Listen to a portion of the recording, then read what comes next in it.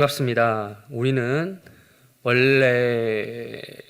말하면 좀 그렇긴 한데 어쨌든 연초부터 그 마틴 로이드 존스 목사님의 마태복음 11장 강에서라고 할 수 있는 복음의 핵심이란 책의 내용들을 나누고 있었습니다. 그래서 2월 초부터 1월부터 2월 초까지 했었어요. 그래서 1절에서 6절까지 총 3번 제가 말씀을 나누었습니다.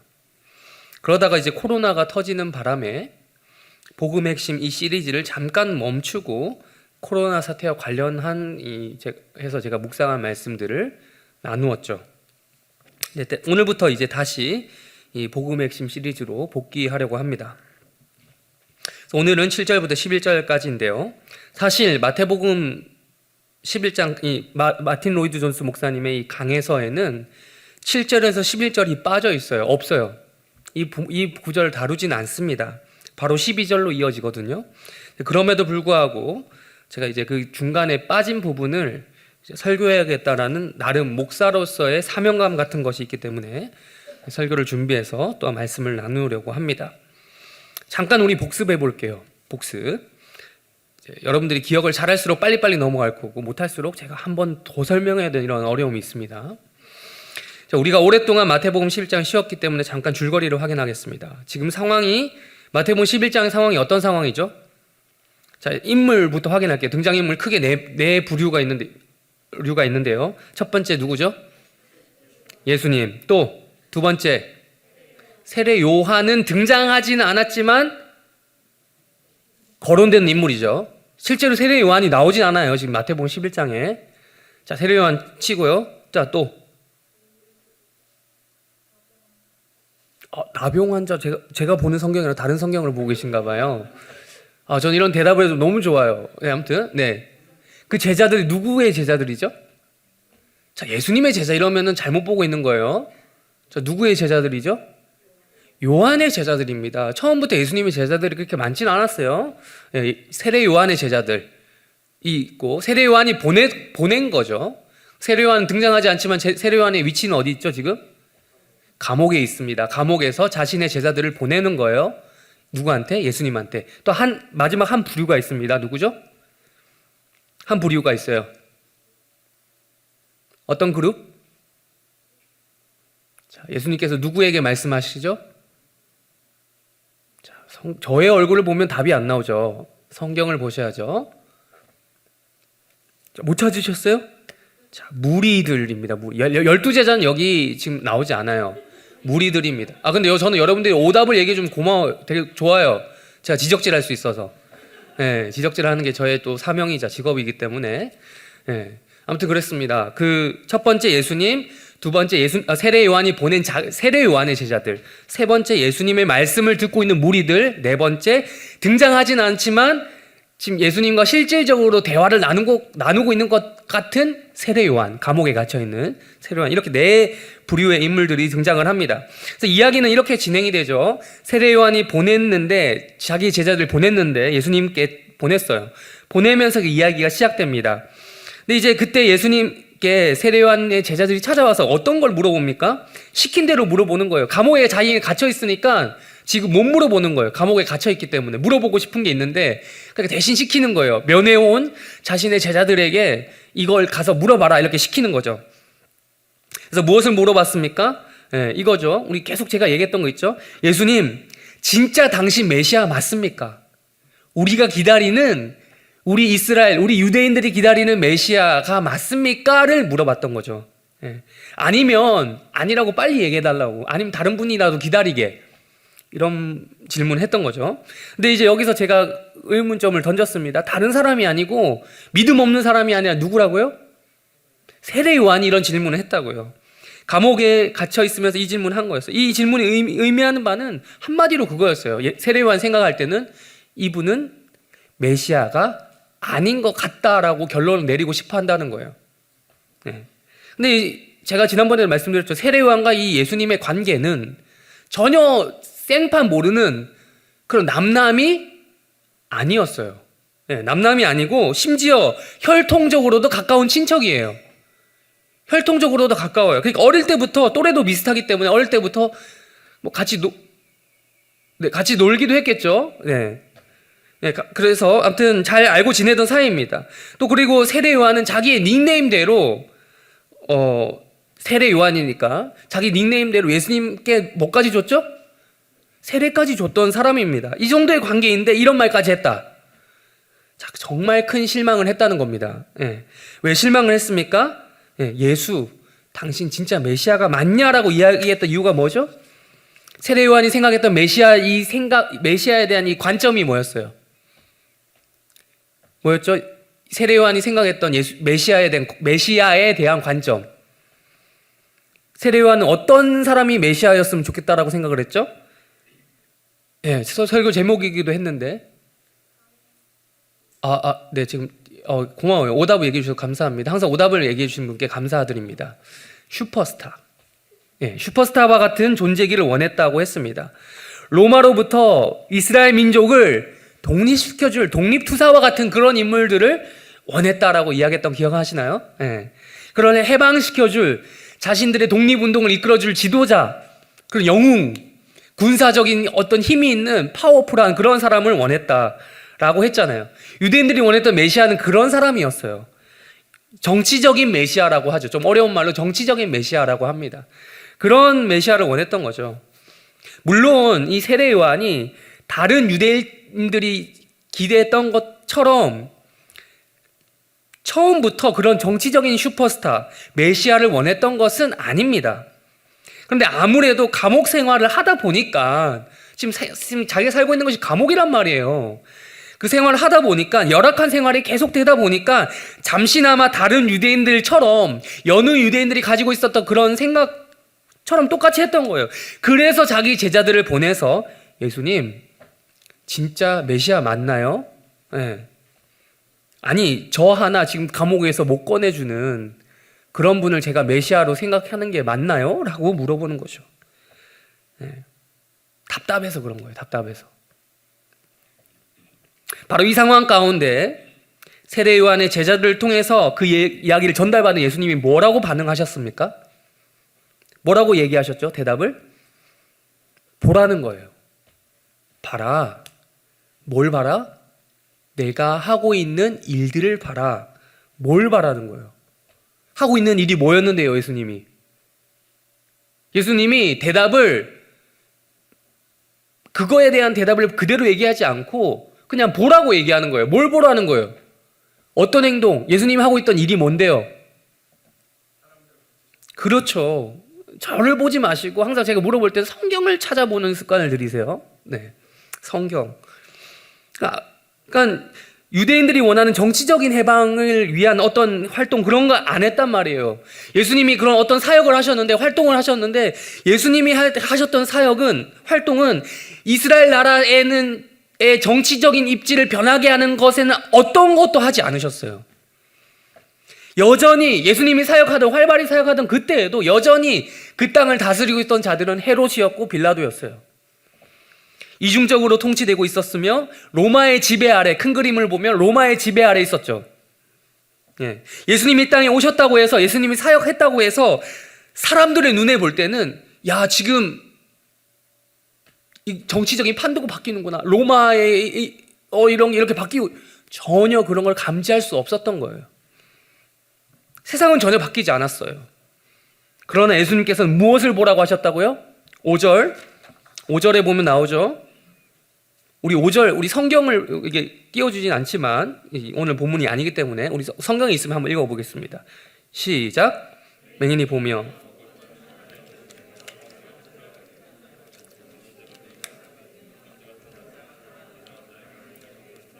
예수의 사역을 통해서 어떤 일이 일어난다? 간단하게 사람이 살아나고 있다는 거예요. 큰 정치적인 틀은 변하고 있지 않지만 영혼이 살아나고 있다라는 거예요. 죽어있는 영혼들이 살아나고 있다. 즉 복음이 전파된다. 이 시대 말로 바꾸면 복음이 전파되고 있다라고 예수님께서 말씀하신 거죠. 예수님이 이 땅에 오신 목적을 우리는 이것을 통해서 명확하게 알 수 있었어요. 한 달 전에 예수님이 오신 목적은 세상을 뒤엎는 것이 아니었어요. 즉각적으로 뒤엎는 것이 아니라 사람 한 명 한 명 고쳐주면서 아픈 사람들, 죽어가는 사람들 고쳐주면서 사람 한 명 한 명 바꿔가시는 게 예수님이 이 땅에 오신 목적이었어요. 네. 그러니 예수님 때문에 걸려 넘어지는 사람들이 있었던 거예요. 자기들이 생각했던 메시아랑 전혀 다른 거예요. 그러니까 예수님께서 또 말씀하셨죠. 그럼에도 불구하고 넘어지지 않는 사람은 복이 있다. 네.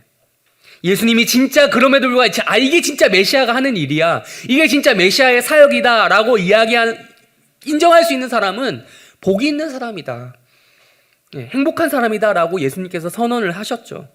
예수님께서 이 땅에 오신 1차적인 목적은 바로 복음을 전하시고 우리의 영혼을 바꾸기 위해서, 우리의 영혼을 구원하기 위해서 오신 것이지, 이 지구 전체에 잘못되어 가는 것들을 곧바로 뒤집어 엎기 위해서, 바꾸기 위해서 온 것은 아니라는 것입니다. 우리가 이런 질문을 할 수 있겠죠. 하나님이 이 코로나 이거 싹 없애줄 수 없는 분이에요? 우리가 믿는 하나님? 바꿀 수 있죠. 근데 왜 안 바꾸십니까? 물론 그 이유에 대해서 우리가 다 알 수 없어요. 제가 지금 이거 이유를 알자는 게 아니에요. 알 수도 없고 하나님 얘기해 준 적도 없고. 네. 그러나 예수님께서 오신 목적은 우리의 영혼을 살리기 위해서 오셨다는 겁니다.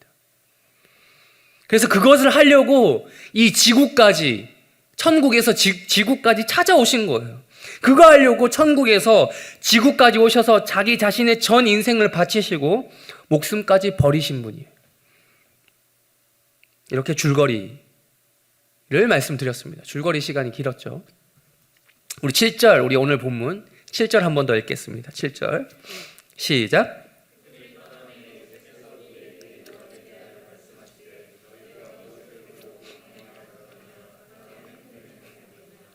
자, 오늘 이 본문은 그 세례 요한의 제자들이 와서 질문하고 간 후의 일이에요. 그 일을 이야기하고 있어요. 떠나고 나서. 세례 요한의 제자들이 떠나가고 나서 이야기인데, 근데 그때 갑자기 예수님이 뒷담화를 까네. 세례 요한 제자들 있을 때 그런 말을 하시지, 없을 때 수많은 사람들 앞에서 지금 세례 요한 뒷담화를 지금 까고 있는 것처럼 보이는 거예요. 근데 이거는 뒷담화라기보다는 예수님께서 반드시 정리를 하고 넘어가야 되는 부분이 있기 때문에 그러신 거예요. 가장 믿을 만한 관계인 세례 요한이 그런 질문을 던졌단 말이에요. 본질적인 질문이죠. 당신 메시아 맞습니까? 당신 우리를 구원할 자가 맞습니까? 당신 그리스도가 맞습니까? 이 질문을 했단 말이에요. 맞으면 믿고 싶은데 아니니까 못 믿을 것 같다라는 거죠. 정말 가장 핵심적인 질문 아닙니까? 지금 성경을 읽는 우리의 입장이라면, 지금 우리 성경을 보세요. 보고 있잖아요. 우리의 입장이라면 누가 봐도 메시아가 맞아요. 근데 그 맞는 분께 이러한 질문을 던진 세례 요한이 세례 요한 좀 아니다, 왜 이렇게까지 얘기해? 라고 우리는 쉽게 판단할 수 있겠지만, 그때 사람들의 입장에서 그때 당시로 돌아가 보세요. 좀 심각한 상황인 거예요. 여러분, 세례 요한의 입지를 생각해 볼까요? 세례 요한의 입지. 세례 요한은 어떤 사람입니까? 그냥 세례만 심심하면 주는 그런 사람이었습니까? 아니죠. 세례 요한의 입지 자체는 정말 엄청난 것이었습니다. 비록 지금 감옥에 갇혀 있긴 했지만, 세속 권력에 의해서 감옥에 갇히긴 했지만, 그가 유대 사회에서 받고 있는 그런 존경 있죠. 존경심, 신뢰, 이런 것들은 엄청난 것이었어요. 세례 요한은 바리새인들, 서기관들, 사두개인들, 제사장들, 이런 그 유대 사회 그 상위 1% 정도라고 할 수 있는 그런 지도자들, 종교 지도자들, 사회 지도자들 과는 완전 다른 딴판의 이미지를 가진, 긍정적인 이미지를 가진 그런 사람이었어요. 바리새인들 존경받긴 했지만 엄청 예수님에 의해서 욕먹고 또 여러 가지로 욕먹을 상황들이 있었죠. 서기관들 마찬가지고 사두개인들 마찬가지고 자기들 배만 불렸어요. 제사장들도 마찬가지고. 근데 세례 요한은 아니었던 거죠. 우리가 읽은 7절처럼 세례 요한은 어디서 살았던 사람이라고 합니까? 네, 오늘따라 새가 많이 오네요. 자, 우리가 읽은 7절처럼 세례요한은 어디서 살았던 사람이라고요? 광야에서 살았던 사람. 네. 야인입니다. 야인. 야인 하니까 제가 옛날에 봤던 추억의 드라마가 생각이 납니다. 야인 시대. 알아요? 일청년부? 또래가 어떻게 알죠? 일청년부. 예, 그거 제가 어렸을 때 했던 것 같은데. 예, 나는 야인이 될 거. 이거 아시죠? 이 노래. 예. 수많은 명장면들을 생산했던 그런 드라마예요. 얼마 전에 유행했던 김영철 씨의 4달러도 여기서 나온 겁니다. 예. 여러분, 야인 하면 어떤 이미지입니까, 여러분? 야인. 흔히 말하는 자유로운 영혼이에요. 자유로운 영혼. 야인 이야기하듯이 진짜 야인 같은, 예, 자유로운 영혼이에요. 바로 지난주에 총선이 있었잖아요. 근데 꼭 선거가 끝나면 뉴스 기사가 나와요. 어떤 정치인이, 예, 이제 누구누구가 정치 생활 끝내고 야인으로 돌아가겠다, 뭐 이런 이야기를 하죠. 예. 그러니까 여러분, 세례요한은 말 그대로, 문자 그대로 광야에서 사는 자유로운 사람, 야인이었습니다. 그럼 광야는 어떤 곳입니까? 광야. 오늘 그렇게 이제 찬양을 광야를 지나면을 좀 이상하게 불렀는데, 네. 광야는 어떤 곳입니까? 정말 이상한 곳이에요. 한마디로 사람이 살 수 없는 땅입니다. 사람이 살 수 없는 땅은 뭘까요? 풍수지리학적으로 얘기해 볼까요? 반대를 생각하면 되죠. 사람이 살기 좋은 땅은 어디입니까? 명당이 있죠. 여기 이 중에 그 관련해서 공부하시는 분들 있죠. 땅 공부하시는 분들. 명당이 있습니다. 풍수지리학적으로 최고의 좋은 입지적인 조건이 어디입니까? 뭐라고 합니까? 네 글자로? 배산임수. 그렇죠. 배산임수. 산을 등지고 있고 물이 흐르는 땅. 그만큼 좋은 환경과 조건을 가진 곳이 없죠. 그게 명당이라고 부르잖아요. 명당. 그래야 먹고 사는데 가장 기본이라고 할 수 있는 배산임수가 돼야 뭐가 좋아요? 농사를 잘 지을 수 있거든요. 예. 그래야 또 사람이 농사를 지을 수 있는 좋은 땅이면 그곳에 사람들이 몰리겠죠. 예. 그러면 큰 마을이 형성되고 대도시가 되는 거죠.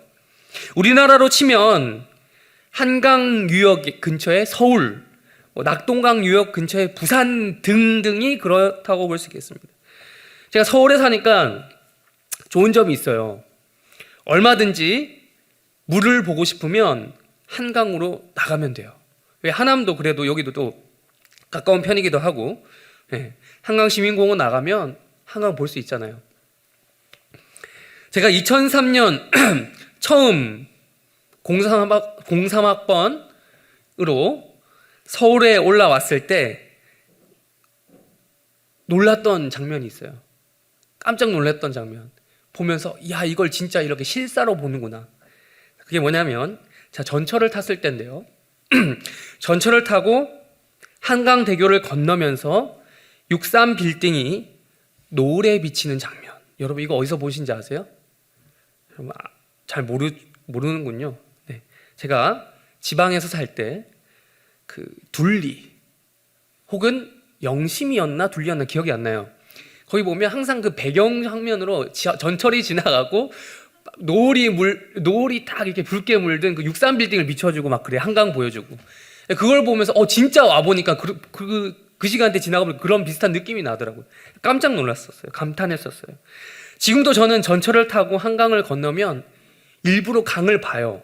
네. 스마트폰 하다가도 강을 지나갈 때 되면 자연스럽게 보게 돼요. 네. 보면 가슴이 답답했던 가슴이 확 트이는 그런 시원해지는 느낌을 받더라고요. 네.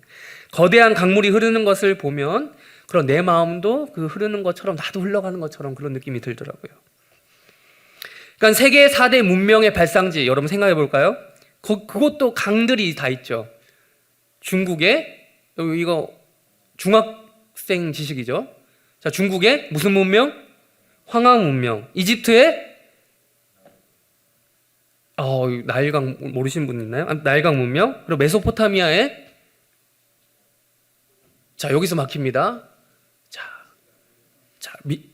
미시시피라고 할 뻔했는데 아니고 티그리스와 유프라테스 강이죠. 예. 메소포타미아라는 자체가 이 두 개 사이, 강 두 개 사이에 있는 문명이다라는 뜻이죠.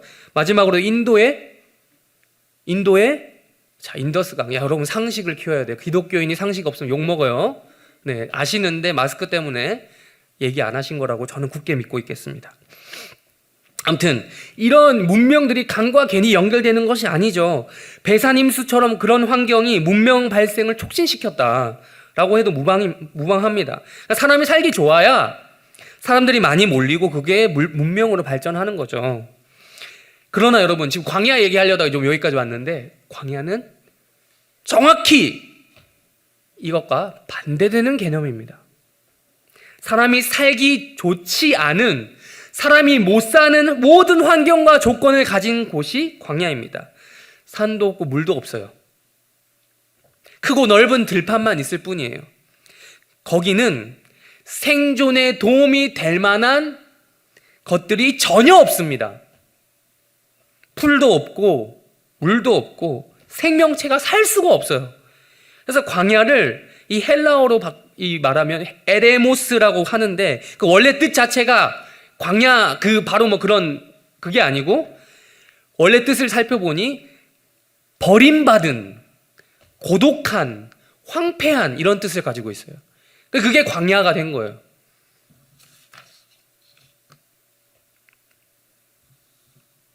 이렇게 사람 살 곳이 못 되는 곳에 살았던 사람이 바로 누구다?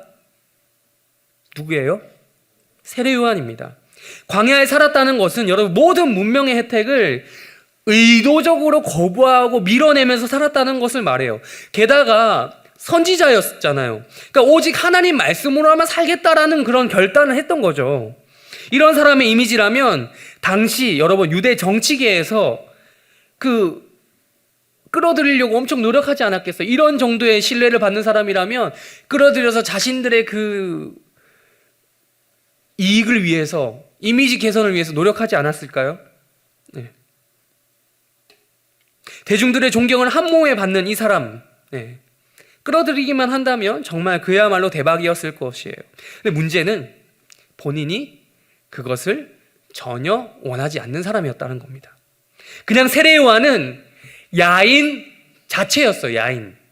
어떠한 명예와 부도 거부한 사람, 이 사람이 바로 광야에 살았던 야인 세례 요한이었어요. 그러니 이 세례 요한의 이미지 때문에라도 사람들이 예수님을 오해할 수 있다는 겁니다. 아니, 세례 요한이 어떻게 예수를 이렇게 보는 거야? 지금 다른 사람의 평가가 아니란 말이에요, 여러분. 어떤 바리새인의 평가, 그럼 바리새인을 싫어하는 사람이 평가를 하겠죠. 다른 사람이 평가한 게 아니고 세례 요한의 평가가 그렇단 말이에요. 예수는 메시아가 아닐 수 있어 라는 그걸 던지고 갔단 말이에요. 진짜 세례 요한이 얘기했어? 라고 사람들이 웅성될 수 있지 않을까요?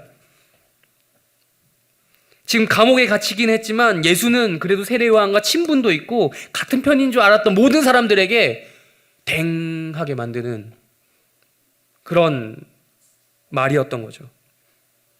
예수님이 전하고 계신 이 메시지가 지금 듣는 사람으로 하여금, 지금 무리들로 하여금 신뢰를 잃어버리게 만드는 겁니다.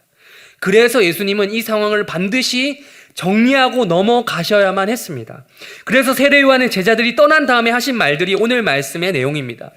내용을 다시 한번 볼까요? 너희가부터 한 번만 다시 읽겠습니다. 7절 시작.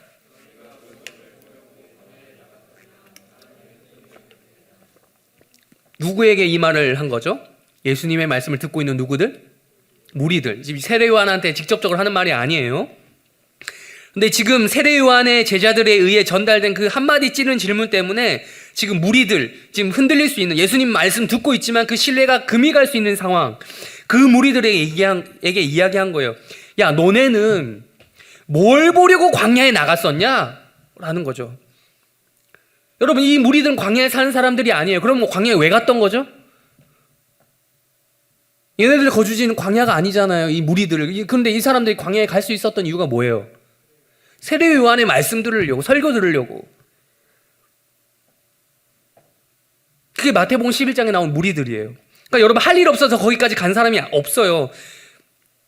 뭔가가 있으니까 광야까지 간 거예요. 지금도 광야를 나가려면 얼마나 힘들겠습니까? 도시에서. 근데 이때 당시 그 먼 길을 떠나면서까지 광야까지 갔던 것은 불편하고 어렵긴 하지만 거기 가면 진짜 하나님 말씀을 전해주는 선지자가 있다더라. 그분의 이름이 세례 요한이다 라고 하면서 갔다는 것입니다. 이런 면에서 우리가 예배 드리러 나오는 상황을 조금은 점검해야 될 필요가 있지 않나 싶습니다. 정말 말씀을 듣고 예배를 드리러 나오기를 소망한다면 여러분 오는데 소요 시간, 오늘따라 또 많이 오셨는데 또 이런 말 하니까 좀 민망한데요. 좀 없을 때 이 말 해야 좀 끝발이 서는데, 예.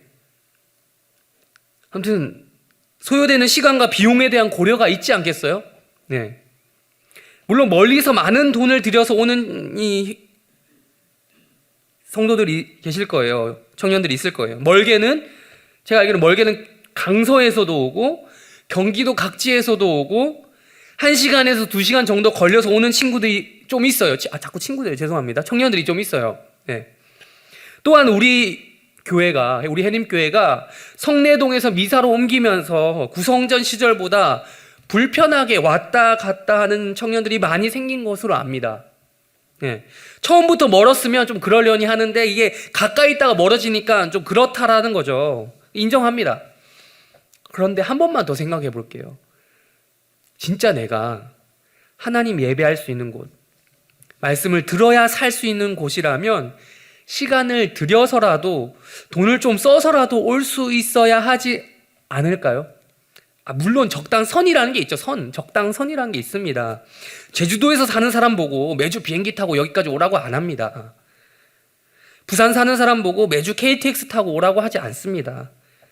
근데 여기가 그때 그 광야라면 유일하게 하나님 말씀이 선포되는 곳이라고 한다면 돈을 들여서 시간을 들여서 오지 않겠습니까? 우리는 이성 친구와 데이트하면서 혹은 이성 친구가 없는 솔로지만 친한 동성 친구와 만나기 위해서 멀리 떨어진 약속을 잡잖아요. 멀리 떨어진 맛집에서 보자. 이런 약속을 잡을 때가 있지 않습니까? 혹은 핫플레이스를 찾아가는 수고를 얼마든지 하기도 하지 않습니까? 그런 수고와 예배당에 오는 수고는 어떤 차이가 있습니까? 진정 좋아하는 것 앞에서 시간 없다, 돈 없다. 이 말 얼마나 구차한 변명인지 잘 아시죠? 네. 다시 한번 말하지만 상식적인 선에서 말씀을 드립니다. 네, 여기서 잠깐 라떼는 말이 한번 하겠습니다. 제가 청년이었을 때 이야기예요. 저는 그때 제가 20살, 21살 2년 동안 7호선 남성역 근처 동작구 사당동에 위치했던 총신대학교 기숙사를 살았어요. 그때부터 5호선 광화문역 근처 종로구 내수동에 위치했던 내수동 교회를 다녔습니다. 1시간 정도 걸렸거든요. 그때 당시 기준으로. 왕복 2시간이 걸렸는데 일주일에 3번 갔습니다. 주일, 토요일, 수요일. 근데 가는 길이 억지로 가진 않았어요. 누군가 어떤 리더가 전화 와가지고 제발 좀 와라 이러하지 않았어요. 좀 가는 길이 너무 즐거웠어요. 그러니까 3번이나 갔겠죠. 그때 부족했던 식비, 차비 이야기는 굳이 디테일하게 하지 않겠습니다. 근데 왜 그랬을까요? 너무 좋아서 그랬거든요.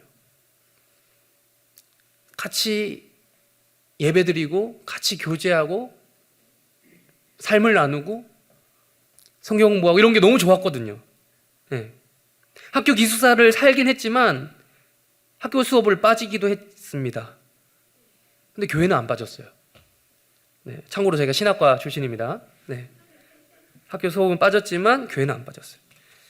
교회가 너무 좋아서 기숙사를 나와 결국 어떻게 했냐? 기숙사를 나와 2년 살고 나와서 2년도 부모님이 살라고 해서 끝까지 붙잡아놔서 이제 그나마 그렇게 살았고, 살다가 이제 교회 근처에서 모여 살던 교회 형들이랑 같이 살았습니다.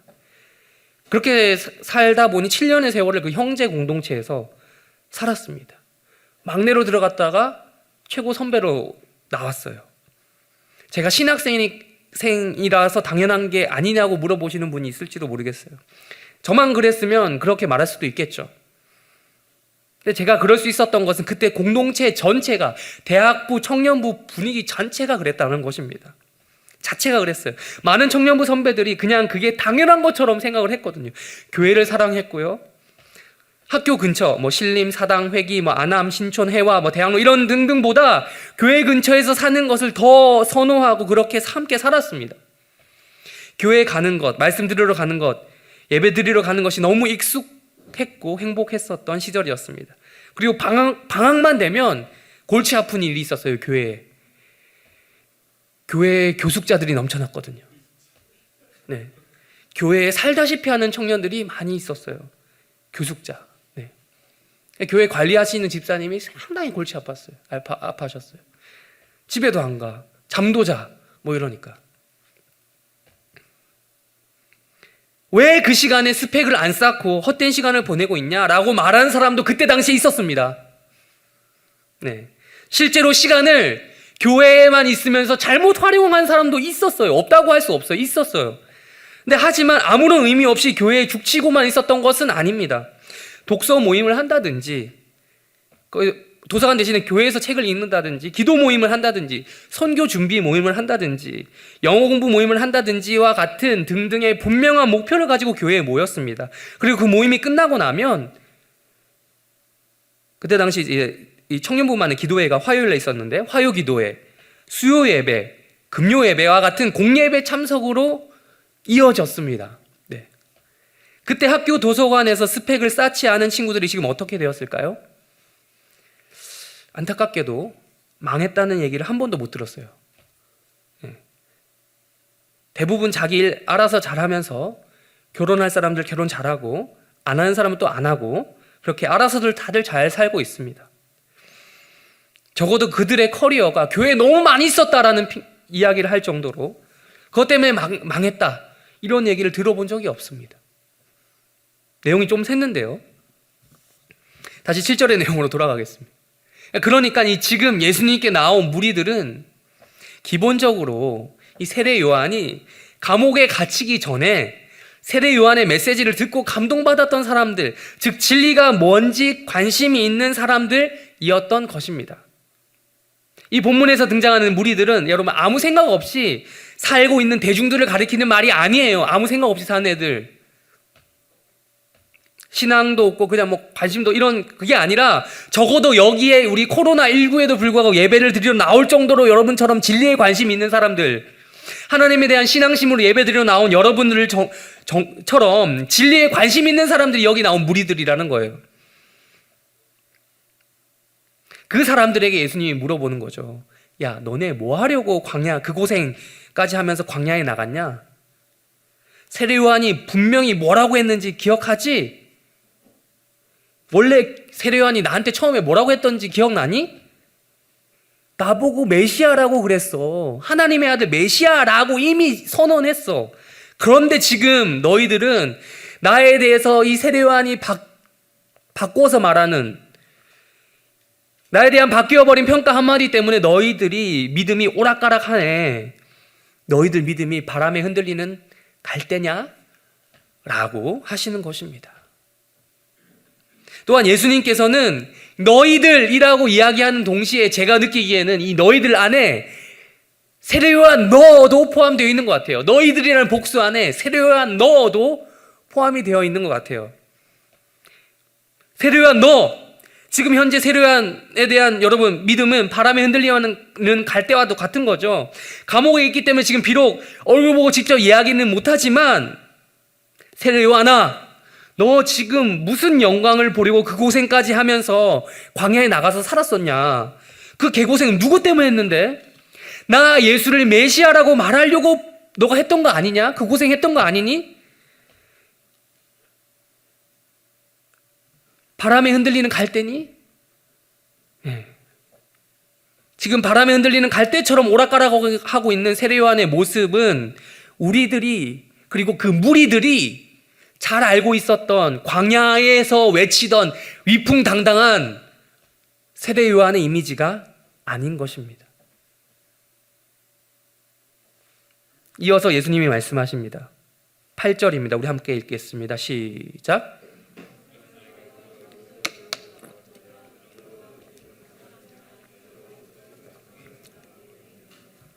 역시 여기 너희에도 중의적인 대상이 포함되어 있는 것 같습니다. 1차적으로 무리들이고 2차적으로 세례 요한입니다. 8절에서 중요한 키워드가 있다면 부드러운입니다. 헬라어로 말라코스예요. 말라코스. 근데 여러분 원어를 들어봐도 부드러운 느낌 안 나요? 말라코스, 말랑카우. 네. 저만 이거 발견하고 저만 웃었나 봐요. 죄송합니다. 단어만 저는 봐도 말랑말랑 소프트해요. 막 달콤합니다. 여러분 이 중에 부드러운 옷을 싫어하는 사람이 있습니까? 지금 이 시대를 살면서 우리는 옷이 부드럽지 않다는 것을 감히 상상할 수가 없어요. 우리가 뭐 상 치룬다고 해서 배옷을 입거나 그러진 않잖아요. 네. 조금이라도 옷이 까슬까슬하거나 불편하면 못 입고 벗어 던져버리죠. 저는 되게 예민한 편이라서 여기 이쪽에 이 택만 붙어 있어도 막 이게 피부가 못 견뎌요. 당장 잘라버려요. 이 가위로. 조금이라도 까슬까슬하면 못 입고 던져버려요. 혹은 옷감의 소재가 예민하게 막 이랬다 이러면 저는 못 입겠더라고요. 예. 어릴 때부터 그런 옷들을 못 입었어요. 옛날엔 특별히 또 그런 옷이 많았던 것 같아요. 뒤집으면 겉은 되게 맨들맨들한데 뒤집으면 되게 막 그런 까슬까슬하고 뭐 그런 거 있잖아요. 뭔가 많이 붙어 있는 거. 생각만 해도 닭살 돋아요, 저는. 예. 근데 이제 8절 본문에서 말하는 이 부드러운 옷은 우리나라 말로 하면 이제 비단 옷이죠, 비단 옷. 그때 당시 부드러운 옷은 다 비단이니까. 옛날부터 비단 옷은 부와 명예의 상징입니다. 예로부터 비단은 고급 사치품에 속했죠. 그래서 아무나 못 입었어요. 그러니까 비단 옷, 부드러운 옷은 누구만 입을 수 있겠습니까? 예, 옛날에 돈이 있어도 못 입었대요. 돈만 있는다고 입는 게 아니에요. 이건 신분이었어요. 귀족이나 왕들, 신분이 높은 사람들만 입을 수 있었습니다. 오죽하면 중국과 유럽을 잇는 무역로를 뭐라고 불렀다? 그렇죠. 이건 알아야죠. 실크로드라고 불렀다. 현대사회인 지금도 많은 소재가 개발되는 지금도 비단은 고급 직물에 속한다고 해요. 네. 갑자기 퀴즈입니다. 다음은 누가 한 말일까요? 1964년에는 모두가 이팝에 고깃국을 먹으며 기와집에서 비단 옷을 입고 사는 부유한 생활을 누리게 될 것입니다. 라고 누가 얘기했을까요? 네. 1962년에 천리마 운동을 시작하면서 김일성께서 선언했던 말입니다. 네. 비단옷이 주는 상징이 바로 이런 거예요. 지금이야 나일론이 개발되어서 우리는 가성비 좋게 부드럽고 편안하고 기능성 있는 옷을 입게 되었지만 옛날에는 안 그랬습니다. 지금 그래서 옷장에 이렇게 우리가 저렴한 금액의 다수의 옷들을 저장하고 있잖아요. 다시 8절로 돌아가서 여기에 부드러운 옷은 한 단계 더 나아가서 세례 요한의 복장과 정확히 반대되는 것을 말합니다. 여러분 세례 요한이 광야에서 입었던 복장이 뭘까요? 아세요? 기억하세요? 세례 요한 어떤 복장 입었죠? 두 가지. 자, 그렇죠. 약대. 약대는 되게 옛날 성경이에요. 예, 옛날 사람. 예, 약대를 현대 성경으로 바꾸면 뭐죠? 약대. 낙타죠. 낙타 털옷. 그리고 하나 더. 가죽 허리띠. 이 조합 복장이에요. 낙타 털옷과 가죽 허리띠의 조합이 된 복장입니다. 혹자는 이걸 보고 이렇게 생각할 수도 있겠어요. 당시의 수제 명품 의류 아니니? 라고 할 수 있겠지만 아닙니다. 이 복장은 부드럽지 않은 거친 광야의 이미지에 딱 어울리는 전형적인 옷, 일명 광야룩이에요. 광야룩. 세례 요한의 이런 옷차림은 그가 진짜 선지자임을 나타내주는 그런 것이기도 했어요. 왜냐하면 구약에 등장하는 선지자들의 복장이 딱 이 스타일 그대로였거든요. 그러니까 광야 룩은 선지자 룩 똑같은 말이에요. 네. 특별히 성경에서 세례 요한은 구약 시대의 탑급 선지자 누구랑 비교가 될까요? 말라기 성경에 보면 나오는데 엘리야와 비견되는 사람이라고 말씀합니다. 근데 엘리야가 어떤 사람이냐면 성경 엘리야와 관련된 말씀을 열왕기 말씀을 찾아보면 첫 번째 털이 많이 난 사람이다라고 이야기를 해요. 근데 이게 실제로 이 털이 많아서 그런 말일 수도 있겠지만 바꿔서 말하면 털옷을 입은 것을 의미할 수도 있거든요. 예. 또한 엘리야는 허리에 가죽끈을 메었다라고 또 성경에 나옵니다. 즉 세례요한의 복장은 뭐냐? 엘리야의 코스프레인 것입니다. 세례요한은 선지자 룩 혹은 광야 룩, 엘리야가 입었던 그런 것을 통해서 유대인들에게 보여주는 거예요. 과거 이스라엘 왕국 시절에 활동했던 그 엘리야의 느낌적인 느낌을 주는 거예요.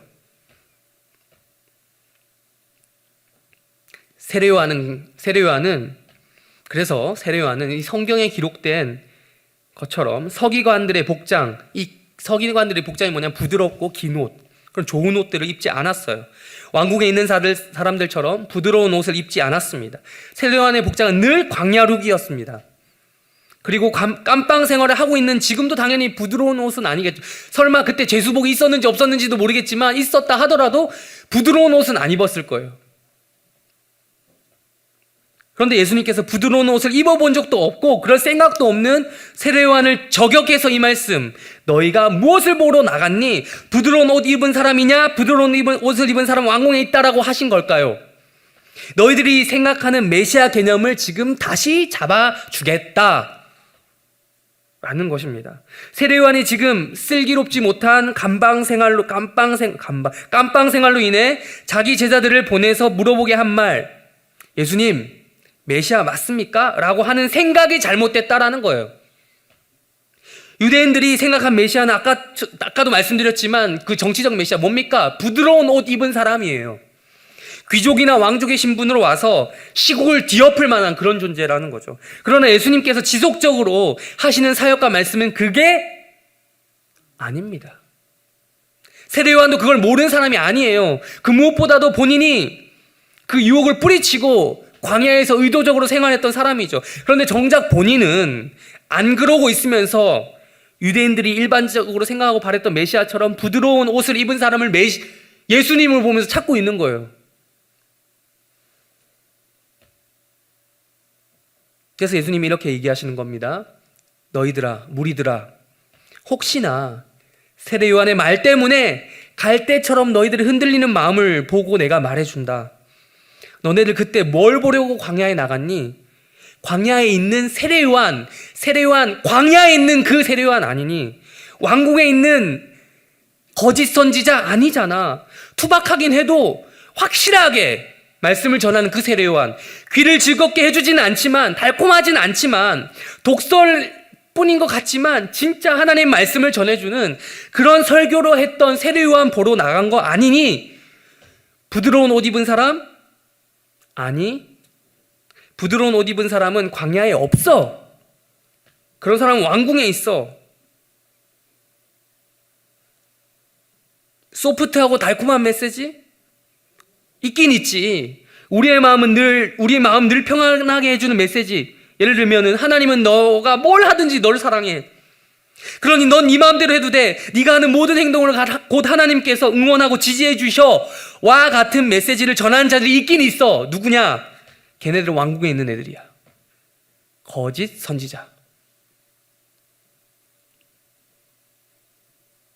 걔네들은 광야에 없어. 광야에. 라고 말씀하셨습니다. 우리 이어서 9절 읽겠습니다. 9절 시작.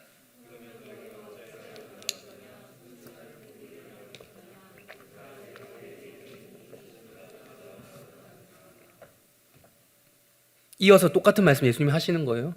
너희가 광야에 갔던 이유와 목적이 있을 거 아니냐. 광야에 왜 굳이 고생하면서까지 갔냐. 선지자를 보러 갔던 거 아니냐. 진짜 선지자, 리얼 선지자.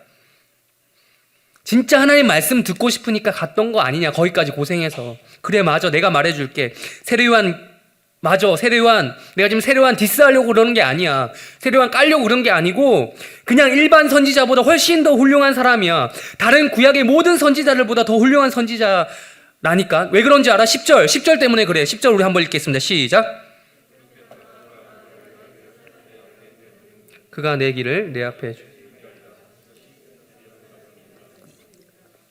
10절은 여러분 구약 성경을 인용한 문구입니다. 아까 제가 힌트를 좀 드렸는데요. 구약 성경 어딜까요? 구약 성경 맨 끝에 있는 거예요. 말라기 3장 1절인데요. 하나님께서 말라기 3장 1절을 말씀을 하셨는데 이게 주어가 난무에 보면 되게 헷갈려요. 네네네네네가 많이 나와가지고 헷갈려요. 주어가 난무하는 문장이라서 주의 깊게 보지 않으면 헷갈립니다. 내가 내 사자를 보내니까 여기서 처음 내는 누굽니까? 하나님. 그럼 내 사자는 누굽니까? 사자. I send my lion이 아니고 my messenger. 네. 그 사자죠. 네. 메신저는 누굽니까? 하나님 보내신 메신저가 누구냐고요? 가 아니에요. 그래서 주어를 잘 봐야 돼요. 누구? 세례요한이에요. 세례요한. 그러면 내 앞에 그 다음에 나오죠. 마지막 내 앞에 준비하라. 내 앞에 그 내는 누굴까요? 여기 내가 누굴까요? 예수님이에요. 각각 호칭을 넣어서 3인칭 시점으로 말씀 바꿔보겠습니다. 하나님께서 하나님의 메신저 세례요한을 예수님보다 앞서서 보내신다. 세례요한이 예수님의 길을 예수님보다 먼저 앞서서 준비할 것이다. 이런 말이죠. 마태복음 11장 10절에 인용된 구약 성경이 말라기라고 했습니다. 말라기 위치는 어디죠? 말씀드렸죠? 구약 성경의 맨 마지막입니다. 그 다음이 바로 마태복음이에요. 성경 찾아보면 여러분 구약과 신약 시대 사이에 중간기라고 해서 비는 시간이 몇백 년 있긴 있어요. 있긴 있는데 말라기 다음에 곧바로 마태복음에서 이 말씀 인용했다는 것은 거의 대놓고 말라기에서 세례요한 있을 거다라고 저격한 거예요. 10절 마지막 부분에서 말씀하는 대로 이 사람 세례요한에 대한 말씀인 거죠. 10절 마지막에 나오는 것처럼 이 사람에 대한 말씀, 세례요한에 대한 말씀. 여러분 구약시대 모든 선지자들이 많이 나와요. 많은 선지자들이 나와요. 아니 더 크게 볼까요? 구약 성경 전체를 볼까요? 그 모든 성경의 말씀이 바라보는 방향이 어디일까요? 누구죠?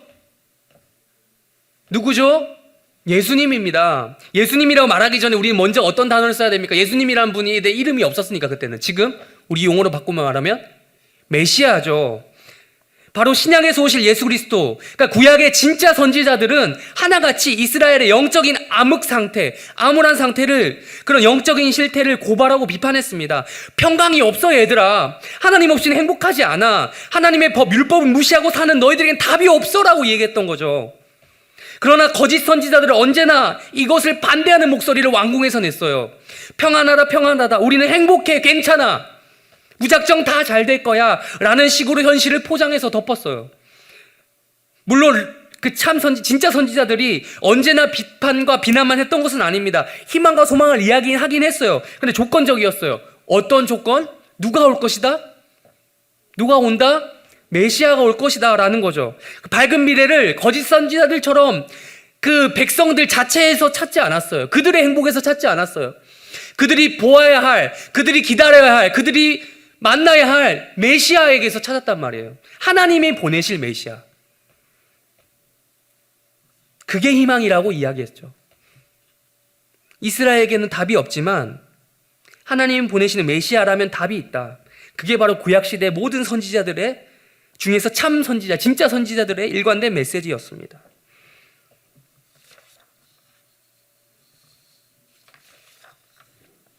언제 오실지도 모르는 메시아를 하나님께서 선포하라고, 그 메시아를 선포하라고 명령하셨던 이유 하나만으로 그걸 예고했던 역할을 수행했던 사람들이 구약시대의 진짜 선지자예요. 그러니까 그 예수님께서는 지금 이 말라기 3장 말씀을 이어서 지금 세례요한에게 적용시키고 있는 이유가 뭐냐면 지금 모든 유대인들에게 지금 날리는 거예요. 구약 성경을 딱 보면서 얘기하시는 거예요. 최종 끝판왕이 누구냐? 선지자들의 끝판왕이 누구냐? 세례요한이다라는 거예요. 모세도 아니고 너희들이 그렇게 위대하게 생각하는 선지자 모세도 아니고 엘리야도 아니고 엘리사도 아니고 누구다? 세례요한이다. 왜 그렇죠? 왜 지금 예수님이 세례요한의 권위를 세워주십니까? 예수의 권위를 위해서인 거예요. 예수를 대놓고 예고하는 그 연결점에 있던 그 세례요한이 세워져야 예수 자신의 권위가 서기 때문입니다. 야, 얘 끝판왕이야. 근데 얘가 나 이야기했다? 그거죠. 비록 세례요한은 자기 제자를 보내서 질문하게 만들어서 많은 무리들에게 예수님의 그런 권위를, 메시아라는 그런 권위를 깎아먹게 했지만 예수님은 그러지 않으셨어요. 좀 얼핏 볼 땐 디스하는 것처럼 둘러서 이야기하시긴 하지만 결국 세례요한의 권위가 세워져야 예수님 자신의 권위도 세워지기다라는 이 연결고리를 알고 계셨던 거예요.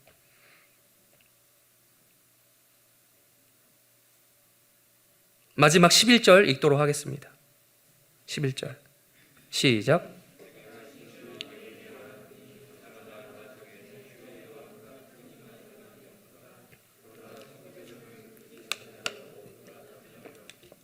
(9절과 10절이) 이어지는 예수님의 세례요한 칭찬입니다. 여자가 낳은 자중에 세례요한보다 큰 이가 없다.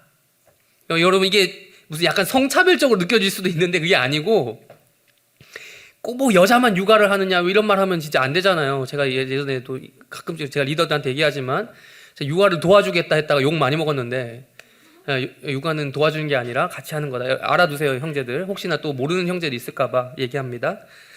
아직 뭐 나오지도 않은 아이, 아직 뭐 나오지도 않고 아직 뭐 생기지도 않은 아이를 지금 이렇게 얘기하는데, 아무튼 그래요.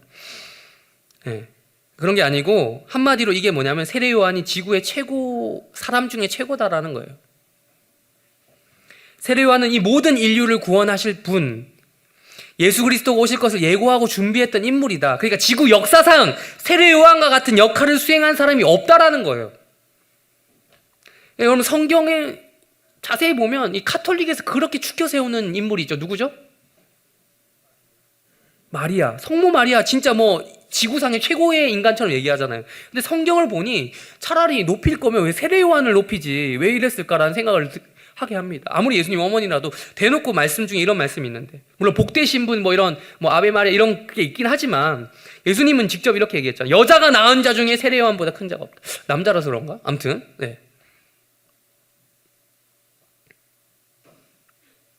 역대급 인간인 세례요한이 예고했던 분이 바로 지구 역사상 역대급 사건을 하신 예수님이었습니다.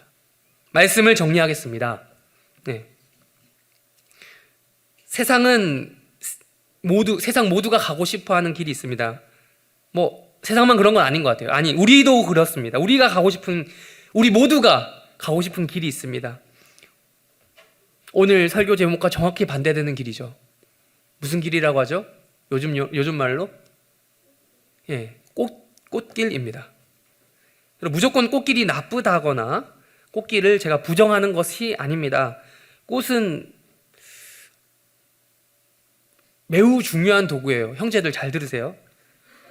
무가치한 도구가 아닙니다. 상황과 때에 따라서 훌륭한 도구가 되더라고요. 결혼할 때, 프로포즈할 때 꽃을 선물해 주는 거 매우 중요합니다. 이건 저도 알았어요. 잘 기억하세요. 전달하는 방식도 중요합니다. 그냥 준다고 다가 아니에요. 센스 있게 줘야 됩니다. 아무튼 꽃을 전달함과 동시에 전달되는 메시지가 뭐죠?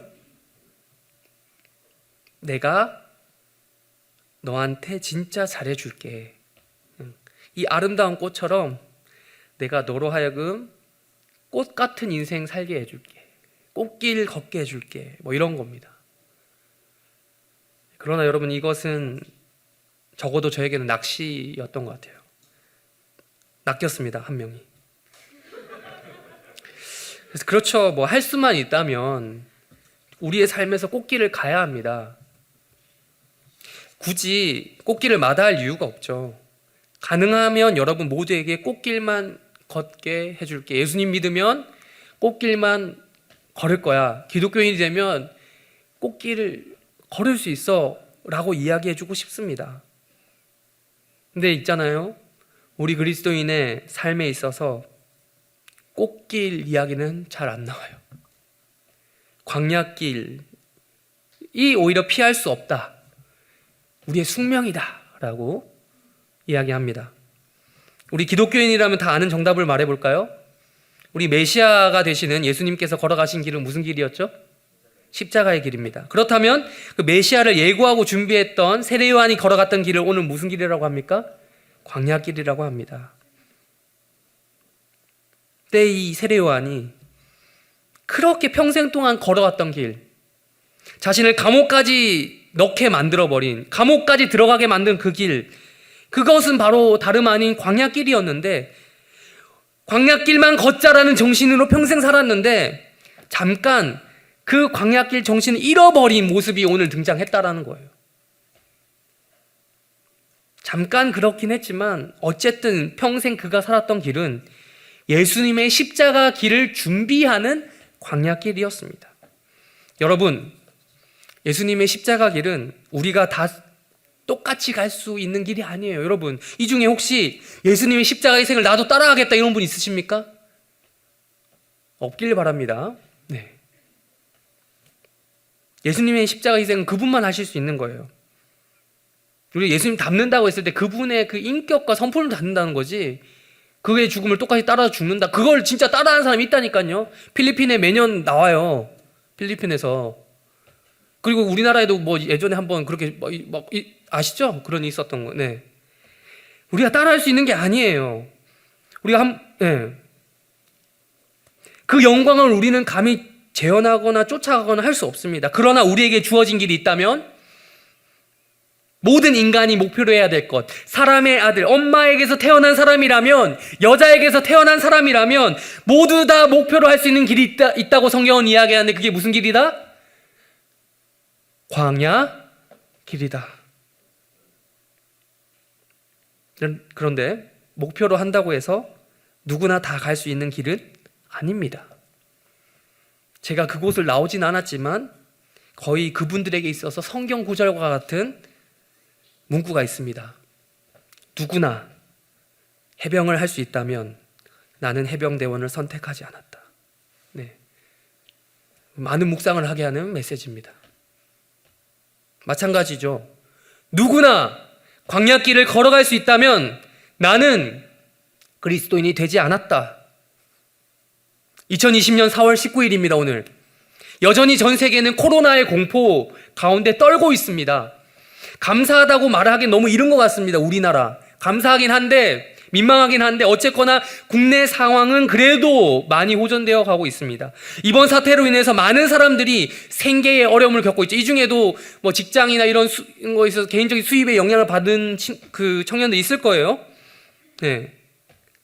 그와 비교할 수 없는 영역이긴 한데요, 우리 한국 교회는 그에 못지않게 많은 어려움을 겪고 있습니다. 아무래도 이번 일 때문에 정부로부터, 언론으로부터, 그리고 뭐 민심이나 여론이라고 할까요? 여론 등에 의해서 거의 마녀 사냥 당하듯이 문매를 맞은 듯한 상황이라 그런 것 같습니다. 지난번에 제가 말씀드린 적이 있죠. 교회가 거의 바이러스의 전파 지역처럼 진원지 취급을 받고 있습니다. 다시 한번 말씀드립니다만 정말 팩트 체크를 한번 해보세요. 교회에서 발생한 코로나 확진자 수가 얼마 정도 되는지 보세요. 물론 지금 제가 한 명, 교회에서 나타난 그 한 명, 뭐 가볍게 생각해야 된다 이런 말이 아닙니다.